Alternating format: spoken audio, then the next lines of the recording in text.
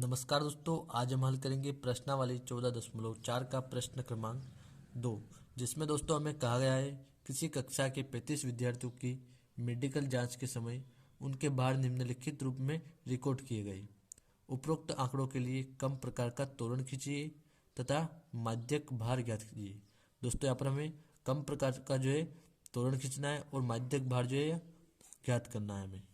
यहाँ पर दोस्तों हमें दिया गया है सारणी में भार दिया गया है किलोग्राम में विद्यार्थियों का, और यहाँ पर हमें विद्यार्थियों की जो है संख्या दी गई है।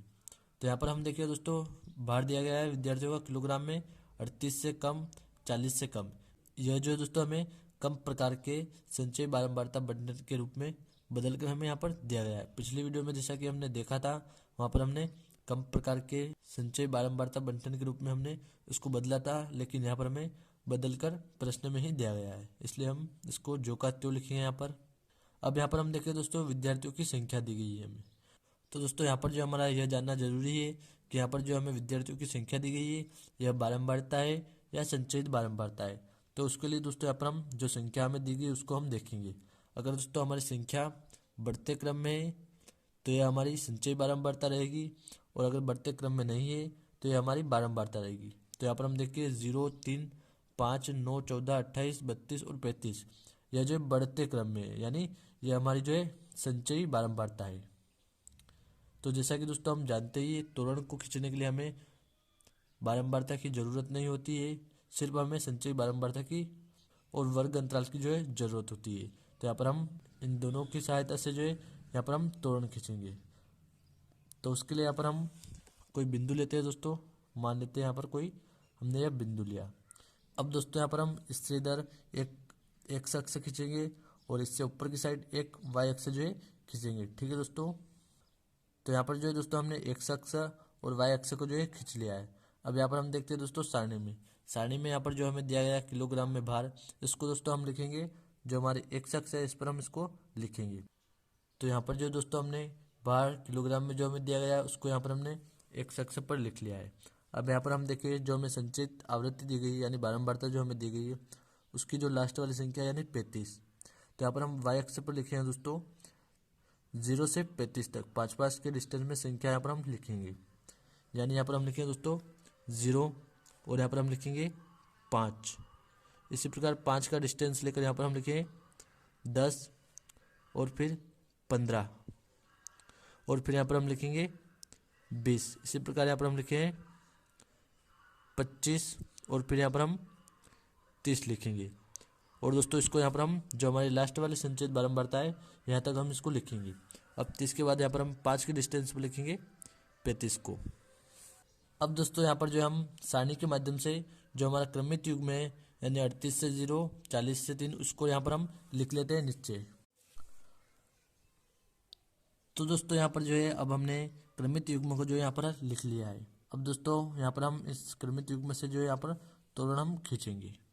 तो उसके लिए दोस्तों यहाँ पर हम देखें, यहाँ पर जो हमारा पहला क्रमित युग्म है 38 और 0, तो यहाँ पर हम 38 और 0 को मिलाएंगे।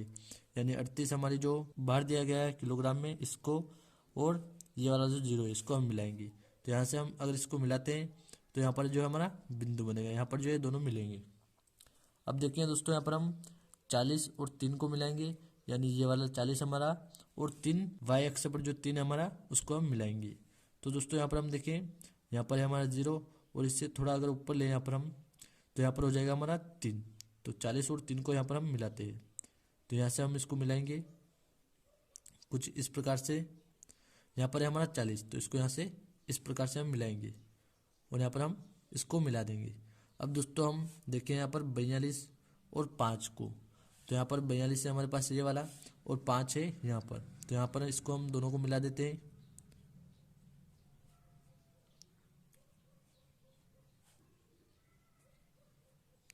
तो दोस्तों यहाँ पर जो हमने इनको मिला दिया है। अब देखिए हम यहाँ पर 44 और 9 को दोस्तों, तो 44 यहाँ पर है हमारे पास और 9 जो होगा दोस्तों 10 से जस्ट नीचे होगा 9 हमारा। तो यहाँ पर हम इनको 9 और 44 को जो है मिलाएंगे। यहाँ पर हम देखिए 44 हमारे पास यहाँ पर है और यहाँ पर हम इनको मिला देंगे। अब दोस्तों यहाँ पर हम देखें 46 और 14 को, तो दोस्तों ये हमारा 46 और 14 की अगर हम बात करें तो 14 रहेगा 15 से जस्ट नीचे, तो इनको यहाँ पर हम मिला देंगे। तो जैसा कि दोस्तों यहाँ पर हमने 14 और 46 को मिला दिया है, अब 48 और 28 को हम मिलाएंगे। तो दोस्तों 28 की अगर हम बात करें तो 25 और 30 के बीच जो है रहेगा 28, तो यहाँ पर हम मान लेते हैं 28 है, तो यहाँ से हम मिलाएंगे इसको। तो यहाँ पर दोस्तों हमने 48 और 28 को जो मिला दिया। अब देखें यहाँ पर हम 50 और 32, तो यहाँ पर हम 50 और 32 को जो मिलाएंगे। तो 32 जो रहेगा दोस्तों हमारा 30 से जस्ट थोड़ा ऊपर रहेगा, तो यहाँ पर हम 32 से मिलाएंगे 50 को। तो जैसा कि दोस्तों यहाँ पर हमने 32 और 30 को मिला दिया है। अब देखें यहाँ पर हम 52 और 35, यानी ये हमारा 52 और यहाँ पर 35, तो इनको हम मिलाएंगे अब। तो दोस्तों यहाँ पर हमने 52 और 53 को मिला दिया है। अब दोस्तों यहाँ पर हम देखें इनका तोरण खींचेंगे। ध्यान रहे दोस्तों, हम यहाँ पर हम इनको जो है इन बिंदुओं को स्केल से नहीं मिलाएंगे, इनको हम हाथ से मिलाएंगे, तभी यह जो है सही माना जाएगा, नहीं तो यह गलत कर दिया जाएगा। तो यहाँ पर हम इसको मिलाते हैं यहाँ से, इस प्रकार से दोस्तों हम इसको मिलाएंगे हाथ से। ध्यान रहे स्केल से आप नहीं मिलाइएगा एग्जाम में। तो दोस्तों इस प्रकार से हम तोरण खींचेंगे। और अगर आप चाहते हैं दोस्तों तो ये जो हमें क्रमित युग में इसको यहाँ पर आप लिख सकते हैं। 38 से 0 वाला यहाँ पर हमने मिलाया, तो यहाँ पर आप लिखेंगे 38 से 0, और 40 से 3, तो यहाँ पर आप लिख सकते हैं 40 से 3। अब दोस्तों यहाँ पर हमें प्रश्न में कहा गया है माध्यक भार ज्ञात कीजिए। तो उसके लिए दोस्तों यहाँ पर हम देखें संचयित बारंबारता जो है हमारी लास्ट वाली यानी 35, इसमें हम 2 से भाग दे देंगे, तो यहाँ पर हमें प्राप्त होगा दोस्तों 17.2। तो जो हमारी संचयित बारंबारता वाली जो y अक्ष है इस पर हम देखेंगे 17.5। तो यहाँ पर हम देखें दोस्तों, यहाँ पर है हमारे पास 15 और यहाँ पर है 20, तो इसके बीच में अगर हम देखते हैं यहाँ कहीं तो यह हो जाएगा 17, और थोड़ा जस्ट इसके ऊपर देखें हम तो यह हो जाएगा 17.5। तो यह वाला जो बिंदु हो जाएगा यहाँ पर हमारा y अक्ष पर 17.5 का। अब दोस्तों यहाँ से इस बिंदु से हम खींचेंगे जो x अक्ष है हमारा, इसके समांतर एक रेखा जो कि जो हमारा त्वरण है इसको प्रतिच्छेद न करे, यहाँ तक हम इसको खींचेंगे।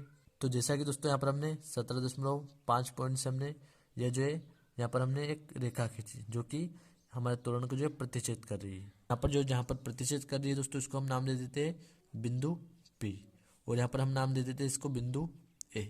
अब यहाँ पर हम देखें दोस्तों यह जो बिंदु P है यहाँ से हम एक रेखा खींच लेते हैं। तो यहाँ पर दोस्तों हमने बिंदु P से y अक्ष के समांतर एक रेखा खींची जो कि इस वाले बिंदु पर जो है x अक्ष को जो है प्रतिच्छेद कर रही है, तो इसको हम नाम दे देते हैं दोस्तों बिंदु C। इसको हम नाम दे देते हैं। अब यहाँ पर हम देखें दोस्तों, यहाँ पर जो ये रेखा है x अक्ष को 46 और 48 के बीच जो है प्रतिच्छेद कर रही है। तो यहाँ पर हम देखिए कौन से पॉइंट पर जो है x अक्ष को प्रतिच्छेद कर रही है। तो यहाँ पर हम देखिए यह है हमारे पास 46 और यह है 48, तो इसके बीच अगर हम बात करें तो यहाँ पर हो जाएगा 47 और 46 के बीच का जो पॉइंट है ये वाला, यह हो जाएगा 46.5। तो दोस्तों यहाँ पर हमें माध्यक जो है प्राप्त होगा। यहाँ पर हम लिखते हैं माध्यक जो दोस्तों हमें प्राप्त होगा इसका 46.5। तो उम्मीद करता हूँ दोस्तों आपको सवाल जो है अच्छे से समझ में आ गया होगा। धन्यवाद दोस्तों।